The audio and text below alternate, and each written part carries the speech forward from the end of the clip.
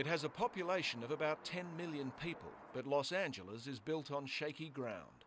It lies close to the San Andreas Fault, and geoscientists here worry that the fault is primed to rupture.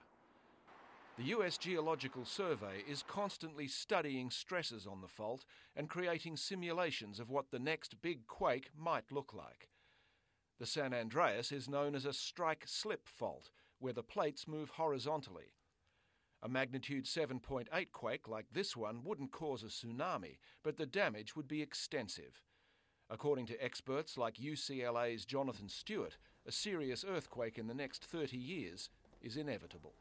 It's really ready to produce a big earthquake, and so it is something we're very worried about. So no, we can't say it's going to happen next week or next month, but the probabilities are high. The last big quake to rock California struck at Northridge near downtown Los Angeles in January 1994. The quake killed more than 60 people. Engineers say the death toll would have been much higher were it not for stringent local building codes developed by the state after years of seismic activity. Even so, says Professor Stewart, the city is extremely vulnerable. The San Andreas Fault is about 50 kilometers or more from most of the city, so it's not that close. But for the tall buildings that we have, they will experience very extreme shaking. That earthquake can cut off our water supply for quite an extended period.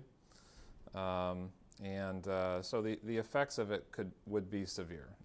There are similar concerns all the way up the coast to Seattle, Washington, where scientists have been sketching out cataclysmic earthquake scenarios for years. Civil engineering decisions are based largely on predictions about how severe an earthquake might be and what it might do to infrastructure like government buildings, roads and water supply. Seattle sits to the east of the Cascadia subduction zone, a plate boundary where tectonic movement takes place vertically. It is far more likely to produce a tsunami, and for scientists like Dr. Eddie Bernard, the Japanese experience is providing valuable lessons.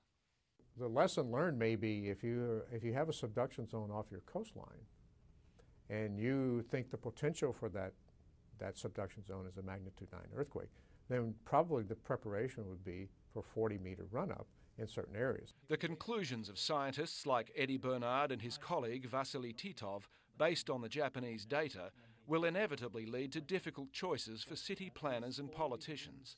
Where to build and develop land, how high to build, how stringent the building codes,